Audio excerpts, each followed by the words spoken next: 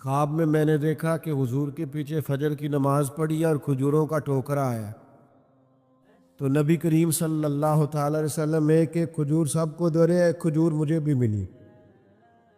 کہتے ہیں مزہ بڑا آیا، کچھ کھجور کا مزہ، کچھ دست مصطفیٰ کا مزہ۔ دل یہ تھا کہ ایک کھجور اور ملے، پر حضور کا ادب مانے تھا، میں نے مانگی نہیں۔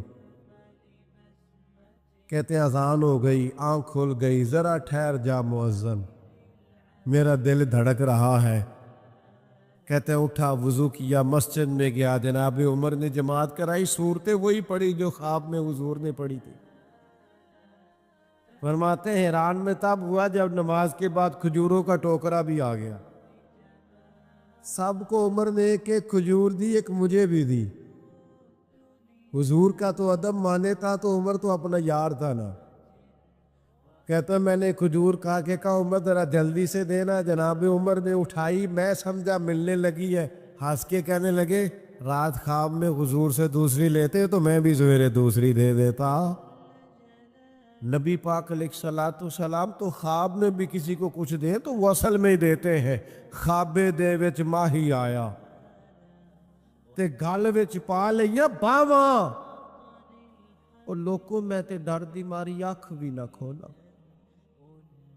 کتے پھر وچھڑنا جاواں تے آئی آ رات وصال دے والی، ربا رات مکن نہ دیوی۔ یہ لمبی ہو جائے نہ کبھی طویل ہو جائے۔ ہمارا ایک بہت بڑا تعارف ہے، عباد الرحمن کہا ہے اللہ تعالیٰ نے اپنے بندوں کو۔ ہمیں کہا ہے کہ تم بہترین امت ہو۔ اللہ کریم نے اعزازات سے نوازا ہے۔ جن لوگوں کے پاس اتنی بڑی نسبتیں ہوں، اتنے بڑے حوالے ہوں، اتنی بڑی طاقتیں ہوں، ان کے پاس ظاہری طور پر اگر لوگوں کا جتھا نہ بھی ہو، اور ظاہری طور پر اگر مال و اسباب وقتی طور پر نہ بھی ہو، اقتدار، عہدہ اور بڑے لمبے چوڑے نعرے ان کے پیچھے نام بھی لگ رہے ہوں، تو یہ بہت بڑا تعارف نہیں کہ اللہ کے بندے ہیں اور رسول کریم کے غلام ہیں۔ اور کیا یہ تعارف جینے کے لیے، زندہ رہنے کے لیے اور گردن اٹھا کر جینے کے لیے بہت بڑا تعارف نہیں؟ باوجود اتنے بڑے تعارف کے اگر کوئی بندہ کمزور کمزور باتیں کرے، کچی پکی گفتگو کرے، اور وہ اپنے آپ کو بار بار مظلوم ثابت کرنے کی کوشش کرے، وہ بار بار اپنے زخم دکھائے تاکہ وہ قابل رحم قرار پائے، تو یہ باتیں ایک مومن کو، ایک مسلمان کو، اللہ کے ایک بندے کو ذرا زیبا نہیں دیتی، ذرا اچھا نہیں لگتا۔ مسلمان اعصابی طور پر، ذہنی طور پر، نفسیاتی طور پر ایک طاقتور قوم ہے۔ مسلمان وہ قوم ہے جو مرعوب نہیں ہوتی، یہ رعب دکھاتی ہے، رعب۔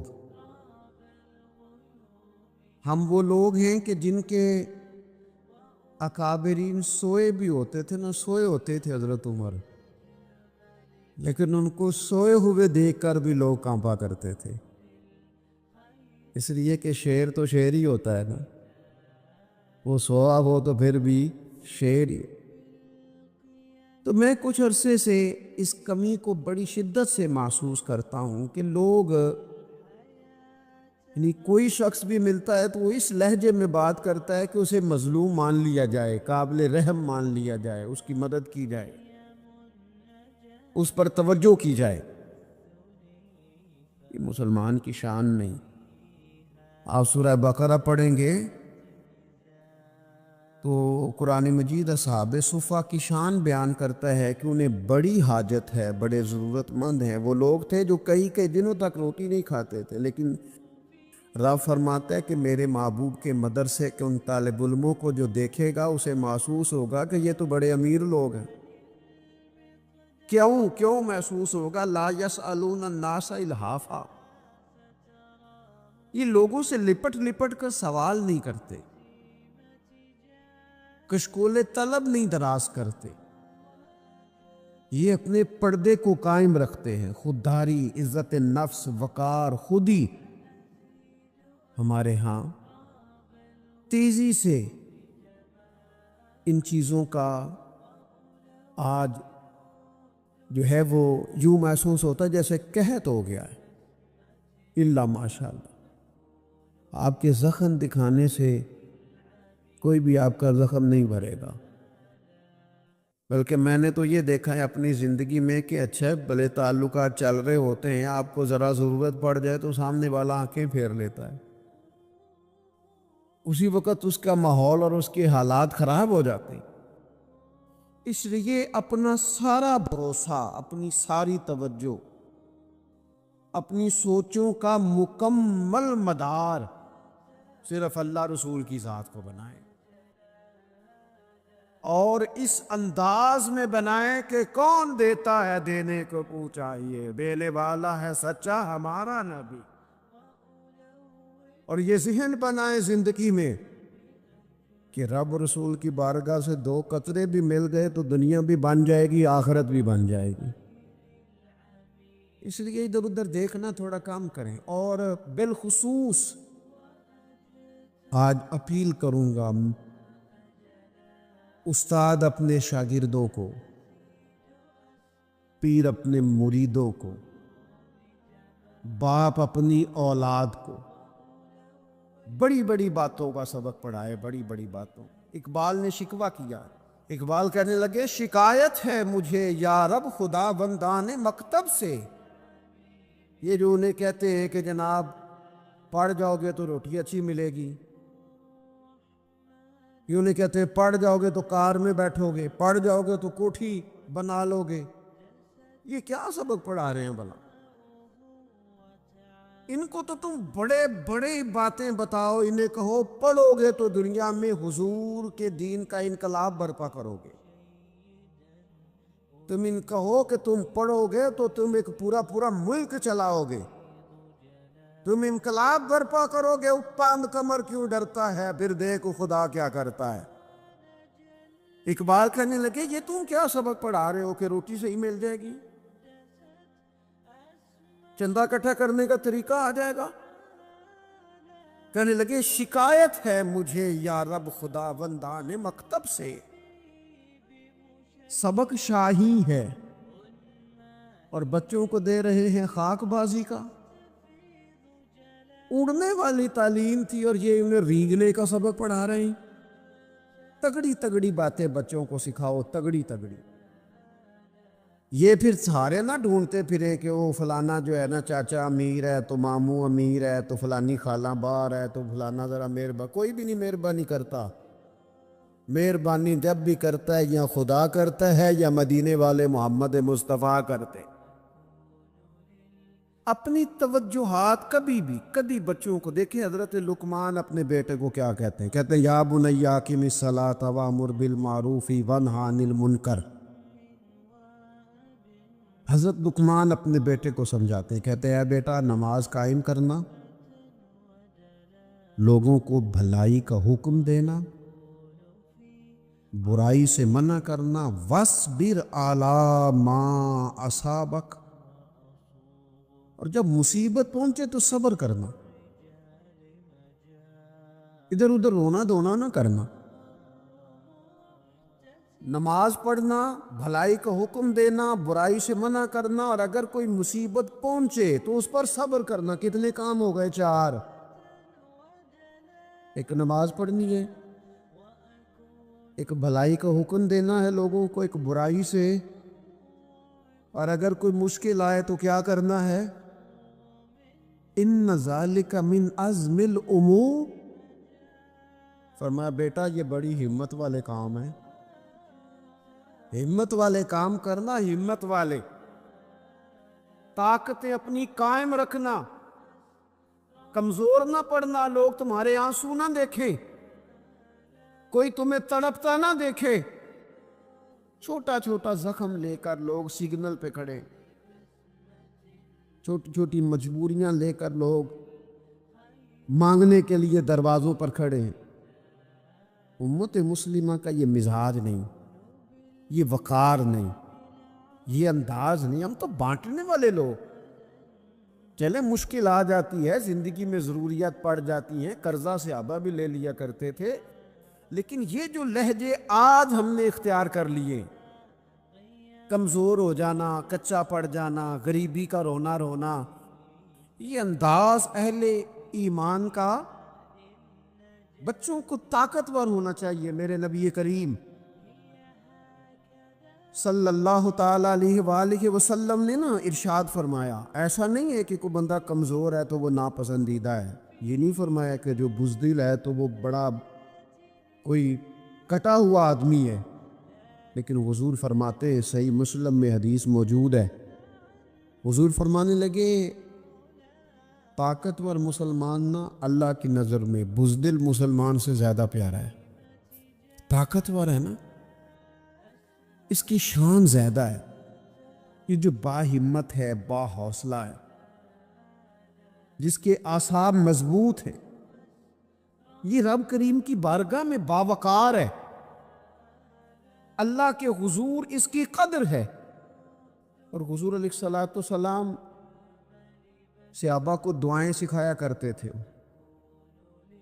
اور تعلیم امت کے لیے خود بھی حضور وہ دعا فرمایا کرتے تھے، کہتے تھے اے اللہ بزدلی سے بچا، کنجوسی سے بچا، اے اللہ اس بڑھاپے سے بچا جو انسان کو بڑا پریشان کر دے۔ حضور دعائیں مانگا کرتے۔ دیکھیے بیمار انسان ہو جاتا ہے، اگر وہ سوچے نا رب کی طرف سے ہے تو پھر بیماری کا لوگ بڑا مزہ لیتے ہیں، کیونکہ جب بندہ بیمار ہوتا ہے تو نفسانی خواہشات ساری ختم ہو جاتی ہیں۔ اور میں اکثر دوستوں سے کہتا ہوں کہ بعض چیزیں ایسی ہیں جو وجد میں لے آتی ہیں بندے کو، اگر وہ غور کرے تو۔ آپ یہ حدیث پاک سنیں، حضور علیہ السلام نے فرمایا بیمار کے ساتھ ضد نہ کرو کہ ضرور کھا، ضد نہ کرو، اس لیے کہ اللہ اسے کھلا بھی دیتا ہے، پلا بھی دیتا ہے۔ اب جب کسی کو پتہ چلے کہ میں بیمار ہوں تو رب مجھے کھلا پلا رہا ہے تو مجھے بتائیے بیماری کتنی پیاری لگے گی، بیماری میں کتنا سرور آئے گا۔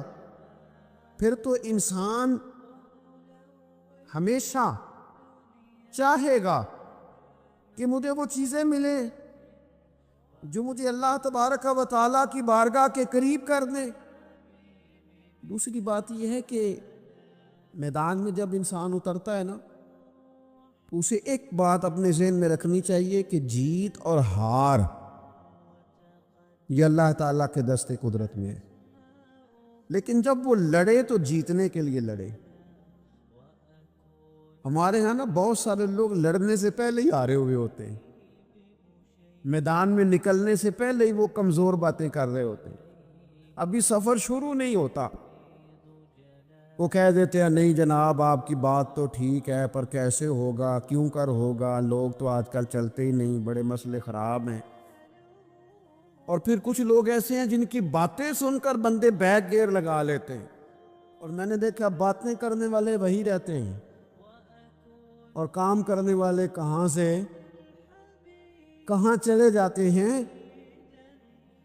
یہ یقینی نہیں کہ جیتیں گے، لیکن جب میدان میں اترے نا تو پھر ہمیشہ جیتنے کے لیے اترے۔ کوشش کریں کہ میں نے اس انداز میں نکلنا ہے کہ میں نے نہ جیتنا ہے۔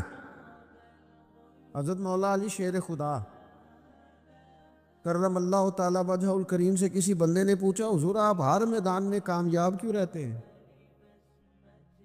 فرمانے لگے جیت ہار تو رب کریم کے دست قدرت میں ہے، لیکن جب میں اترتا ہوں نا میدان میں تو میں دشمن دیکھ کے پہلے ہی فیصلہ کر لیتا ہوں کہ میں نے اس کے پیٹ میں خنجر مارنا ہے کہ گلے پہ، میں جیتنے کے لیے میدان میں اترتا ہوں۔ تو آپ دیکھ لینا دیواریں ہلتی رہتی ہیں، اور در کانپ جاتا ہے۔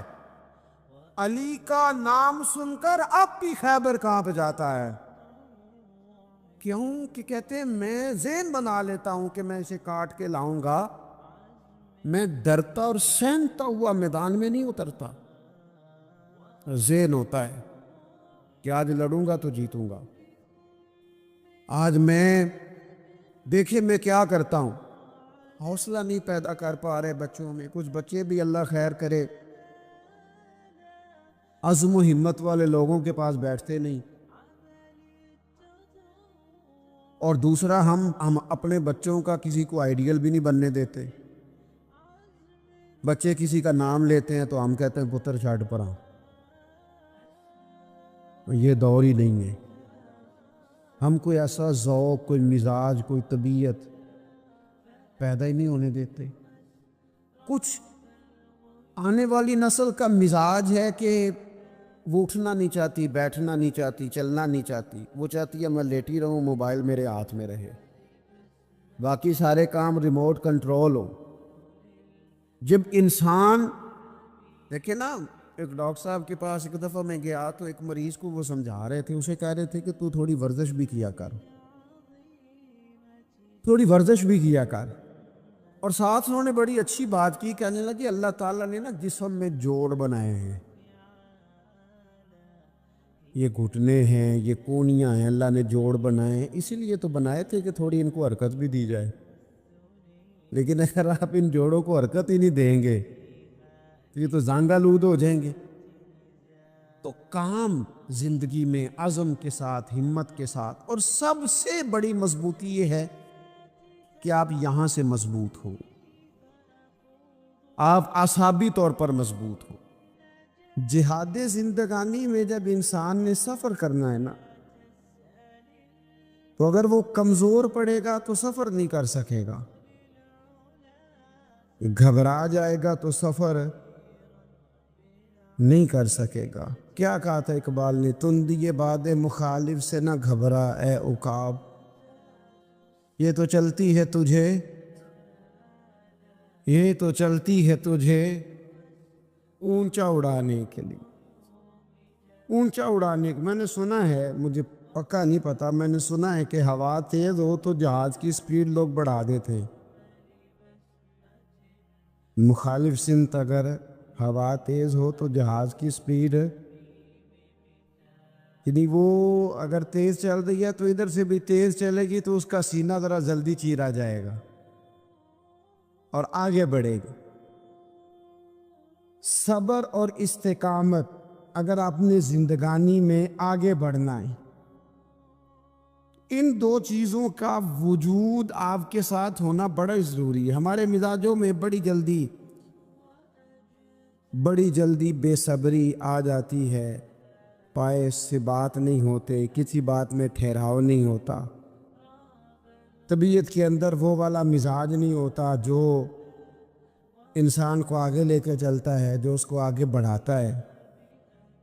اگر آپ نے آگے بڑھنا ہے تو پھر ذرا آپ میں کے مزاج میں ٹھہراؤ ہونا چاہیے، پھر ذرا تھوڑا سا سکون ہونا چاہیے۔ میرے رسول کریم علیہ السلام کی خدمت میں ایک شخص نے عرض کیا تھا، یا رسول اللہ صلی اللہ تعالی وسلم، مجھے کوئی ایسی نصیحت کر دیں کہ پھر مجھے کسی اور سے پوچھنے کی ضرورت نہ رہے۔ تو حضور نے ایک ہی جملہ کہا، فرمایا جب تو نے کہا نا کہ اللہ میرا رب ہے، پھر ڈٹ جا، پھر اس پہ ڈٹ جا، پھر کھڑا ہونا سی۔ جب آپ میں استقامت ہوتی ہے، صبر ہوتا ہے، دیکھیں حالات جب بگڑے تو انہیں صحیح ہونے میں ٹائم لگتا ہے کہ فوراً ٹھیک ہو جاتے ہیں۔ آپ بیمار ہو گئے، تکلیف ہوئی، کوئی آپ کو بیماری لگ گئی، آپ ڈاکٹر صاحب کے پاس گئے، انہوں نے آپ کو دیکھا، ٹریٹمنٹ کی، پھر دوائیاں لکھی، پھر انہوں نے آپ کو کہا کہ آپ کو 1 ہفتہ یا 1.5 ہفتہ دوائی کھانی ہے، یہ ایک شربت کی شیشی ہے، یہ ایک بوتل ہے، یہ ایک سیرپ ہے، 1 چمچ صبح، 1 شام، اور پورا ہفتہ آپ نے استعمال کرنا ہے۔ اب آپ تو کہہ رہے تھے کہ میں نے ابھی ٹھیک ہونا ہے گھنٹے کے بعد، تو سارا نہ پی لوں، سیرپ سارا نہ پی لوں ابھی، اور 1.5 ہفتے کی دوائی ابھی نہ کھا لوں، تھوڑی تھوڑی کر کے بھی تو کھانی ہے نا، ساری کٹھی نہ کھا لوں، ہو جائیں گے ٹھیک؟ کیا خیال ہے آپ کا؟ نہیں ہوں گے۔ کیوں؟ اس لیے کہ جس ترتیب سے ڈاکٹر نے آپ کو بتلایا ہے، آپ کا وجود اسی ترتیب سے اسے قبول کرے گا۔ آپ کا جو وہ مرض ہے وہ اسی ترتیب سے بہتر ہوگا جس ترتیب سے ڈاکٹر نے، طبیب نے، حکیم نے آپ کو بتلایا ہے، اسی مرتب ترتیب سے آپ نے اس کو دوا کو استعمال کرنا ہے، تو اسی ترتیب سے وہ سارے معاملات ٹھیک ہوں گے۔ اب آپ کا تو منشا تھا کہ میں نے سویرے فوراً اٹھنا ہے اور میں نے دوا کھانی ہے تو میں نے فٹافٹ ٹھیک ہو جانا ہے، تو بھئی یہ آپ کی منشا تو ہے، لیکن حکمت کا تقاضا یہ نہیں ہے۔ حکمت کا تقاضا یہ ہے کہ آپ کو ایک گولی کھانی ہے، 1 چمچ سیرپ کا پینا ہے، آپ کو مناسب پرہیز کرنا ہے، اس کے بعد جا کے آپ کی طبیعت ٹھیک ہوگی۔ لیکن اگر آپ کا یہ پروگرام بن گیا ہے کہ نہیں میں نے تو شام کو ہی ٹھیک ہونا ہے، تو یہ ممکن نہیں ہے۔ اس کے لیے آپ کو ذہنی طور پر تیار ہونا چاہیے، آپ کو سمجھنا چاہیے کہ بہت ساری چیزیں ایسی ہوتی ہیں جنہیں وقت دینا پڑتا ہے، بہت سارے حالات ایسے ہوتے ہیں جنہیں ٹائم دینا پڑتا ہے، وہ اپنے وقت پر جا کے چیزیں درست ہو جاتی ہیں۔ لیکن ہم چاہتے ہیں کہ ہم ابھی کریں، سویرے کریں، شام کریں، وہ کئی دفعہ صحیح کرنے کی بجائے ماحول کو ہم خراب کر لیتے ہیں۔ انہیں وقت دیں، انہیں ٹائم دیں، انہیں موقع دیں۔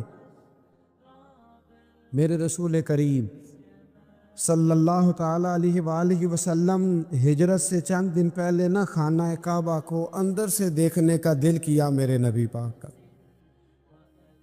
کیا مجھے مکہ چھوڑ کے مدینہ طیبہ جانا ہے تو میں ذرا کعبہ معظمہ کے اندر سے زیارت کر لوں۔ عثمان بن طلحہ ایک شخص تھا جو کلید بردار تھا، جس کے پاس خانہ کعبہ کی چابی ہوتی۔ حضور صلی اللہ تعالیٰ علیہ وسلم نے اس سے کہا کہ بھائی چابی ذرا دے دو، میں خانہ کعبہ کے اندر سے زیارت کرنا چاہتا ہوں۔ کہنے لگا کوئی اور ہوتا تو میں دے دیتا، آپ کو نہیں دوں گا۔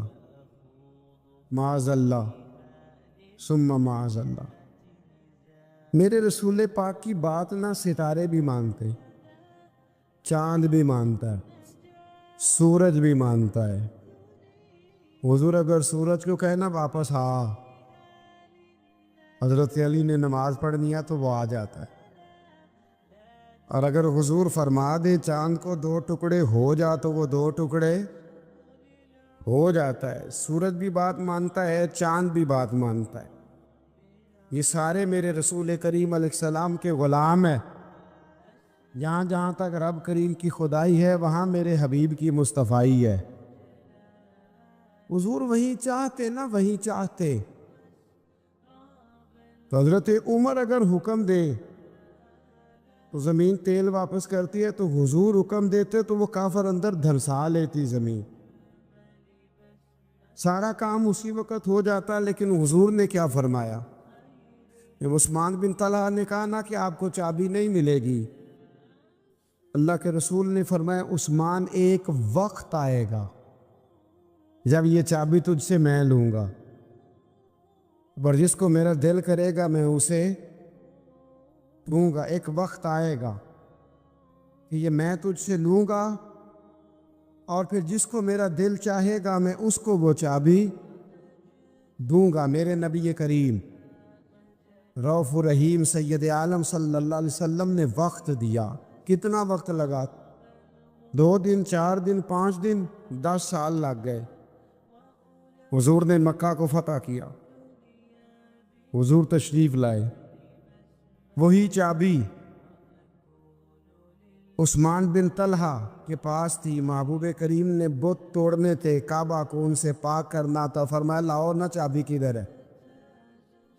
عثمان کہتے ہیں حضور نے تو بات نہیں جتلائی، پر مجھے وہ لفظ یاد تھے کہ عثمان ایک وقت آئے گا، ایک سمجھیے گا بات کو، ایک وقت ایک وقت آئے گا جب چابی میں لوں گا اور پھر جس کو میرا دل کرے گا میں اسے، پھر وقت آ گیا، پھر حضور نے چابی لے لی، نبی پاک نے بت توڑے، پر قربان جاؤں مدینے والے محبوب کے طریقے پر، فدا ہو جائیں حضور علیہ الصلوۃ والسلام کے کمال درگزر پر۔ جب حضور فارغ ہوئے نا بیت اللہ کو صاف کر کے تو فرمایا کدھر ہے ابھی عثمان بن طلحہ؟ وہ آئے تو حضور فرمانے لگے یہ چابی پہلے تیری خاندانی وراثت تھی، پھر میں نے اپنے وعدے کے مطابق لے لی، اب میں تمہیں واپس کر رہا ہوں، اب یہ چابی میں تمہیں واپس کر رہا ہوں، میں یہ چابی میں تمہیں دے رہا ہوں، لہذا اب تیری نسل سے بھی قیامت تک کوئی نہیں لے گا، میں تمہیں یہ چابی دے رہا ہوں۔ تو بھائی وقت کا انتظار کرے۔ اور عثمان بن طلحہ کہتے ہیں میں نے حضور کا یہ کمال کرم دیکھا تو میں کلمہ ہی پڑھ گیا، میں مسلمان ہی ہو گیا۔ وقت کو دیکھے، وقت کا انتظار کرے، آنے والا ٹائم دیکھے۔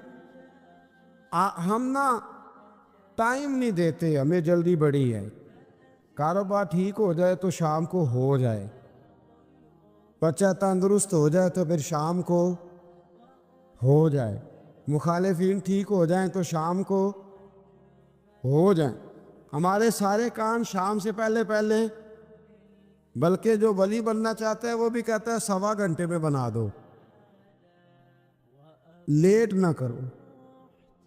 کیونکہ بہت سارے تو کہتے ہیں ایک نظر کریں، میں نے کہا آپ کوئی عمل بھی کریں نا، آپ تھوڑی محنت بھی کریں نا، کہتے ہیں ایک نظر کریں۔ ہمارے درویش کہا کرتے تھے کہ آج کل مرید کہتے ہیں نہ نماز پڑھاؤ، نہ روزہ رکھاؤ، نہ وظیفہ کراؤ، نہ کوئی اور کام کراؤ، سانوں میں ہی بخشاؤ۔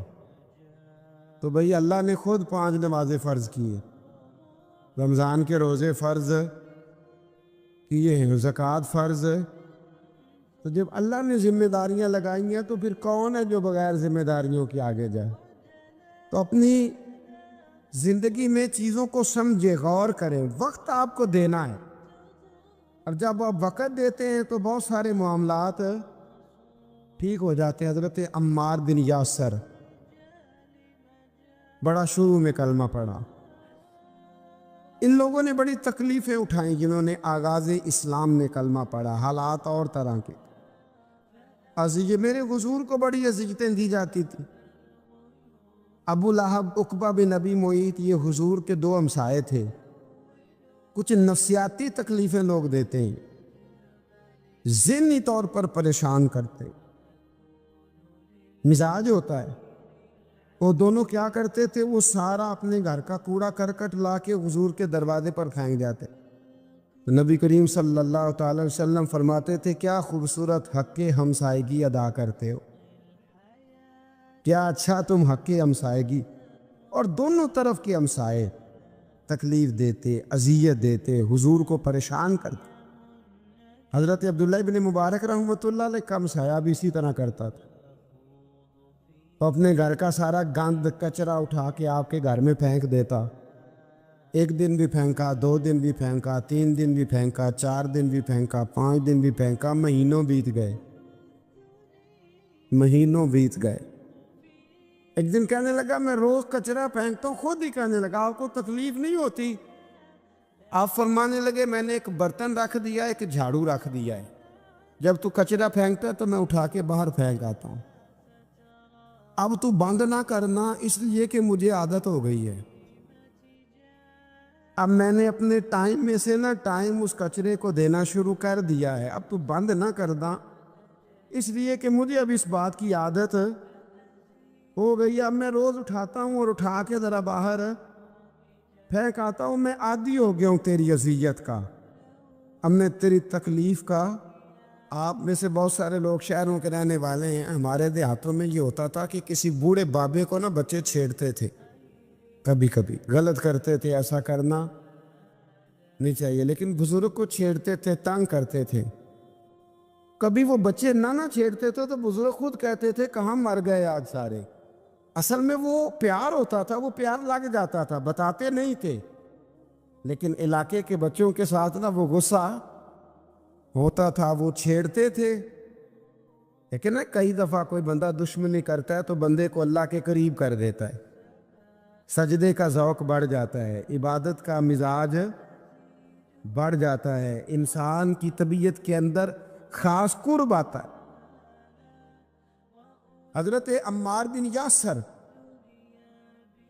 رضی اللہ تعالیٰ عنہ فرماتے ہیں کہ بڑی تکلیف دیتے۔ حضرت عمار بن یاسر رضی اللہ تعالیٰ عنہ کی جو والدہ ہیں وہ اسلام کی پہلی شہیدہ ہیں، حضرت سمیہ ان کا نام تھا، اسلام کی پہلی شہیدہ۔ ان کے زیر ناف ابو جہل نے نیزہ مار کے انہیں شہید کر دیا۔ حضرت عمار بن یاسر رضی اللہ تعالیٰ عنہ فرماتے ہیں کہ میرے والد کو اتنی تکلیفیں دی گئیں کہ وہ ان اذیتوں کی وجہ سے ہی دنیا سے پردہ کر گئے۔ حضرت عمار بن یاسر کو خود کافر اتنا مارتے تھے کہ وہ اپنے حواس کھو بیٹھتے تھے اور ایسی باتیں کرتے تھے کہ سمجھ نہیں آتی تھی کہ یہ عمار بن یاسر بول رہے ہیں۔ اتنی سخت اذیت دیتے، اتنی سخت۔ دکھ قبول محمد بخشا، راضی رہن پیارے، دکھ قبول محمد بخشا، بس راضی رہن۔ اتنی تکلیف دیتے کہ حضرت عمار بن یاسر حواس کھو بیٹھتے، تکلیف میں آتے، بڑا سہا، بڑا برداشت کیا۔ ایک دن میرے رسول پاک تشریف لائے اور حضور نے کہا، او آل یاسر، میں تمہیں مبارک دینے آیا ہوں، رب کریم نے تمہارے لیے جنت میں مکان بنا دیے۔ حضور نے تمہارے لیے، اللہ نے تمہارے لیے جنت میں مکانات، تمہیں مبارک ہو۔ تمہاری اذیتیں، تمہاری تکلیفیں، تمہارے درد، تمہاری راتیں کام آ گئیں۔ مالک نے تمہارے لیے مکانات بنا دیے ہیں، حالات ٹھیک کر دیے ہیں، طبیعتوں میں بہتری آ گئی ہے۔ میرے محبوب کریم، رؤوف الرحیم، سید عالم، نور مجسم، شفیع معظم، آقا دو عالم صلی اللہ تعالیٰ علیہ وسلم نے انہیں خوشخبری سنا دی۔ حضرت عمار کہتے ہیں پھر حالات بدلے، پھر میں نے جو مجھے اذیتیں دینے والے تھے میں نے انہیں گڑھوں میں گرتے دیکھا۔ آپ فرماتے ہیں ابو جہل کی لاش اٹھانے والا بھی بدر میں کوئی موجود نہ تھا، اور ابو لہب جو مجھے تکلیفیں دیتا تھا وہ مکے کے چوک میں مرا ہوا پڑا تھا، پر کوئی اس کے قریب جانے والا بھی موجود نہ تھا، کوئی نہیں تھا۔ آپ فرماتے ہیں وہ حالات بھی۔ حضرت عمار کا اپنا کیا حال ہوا؟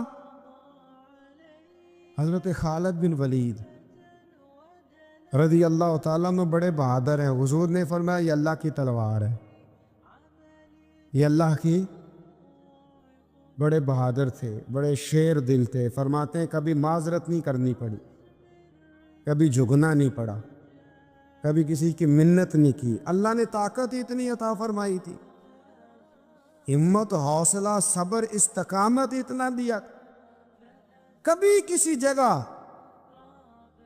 پشت نہیں لگی۔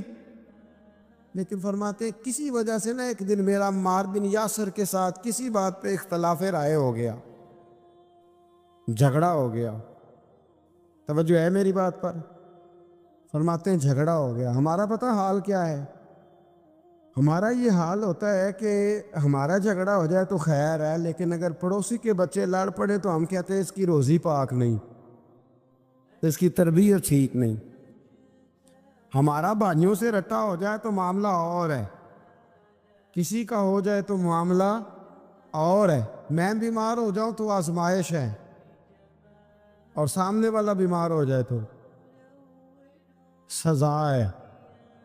پھر کیا ہے؟ بلکہ پنجابی کہنے نے کیتیاں نو پھڑیا ہے، یہی کہہ دیتے۔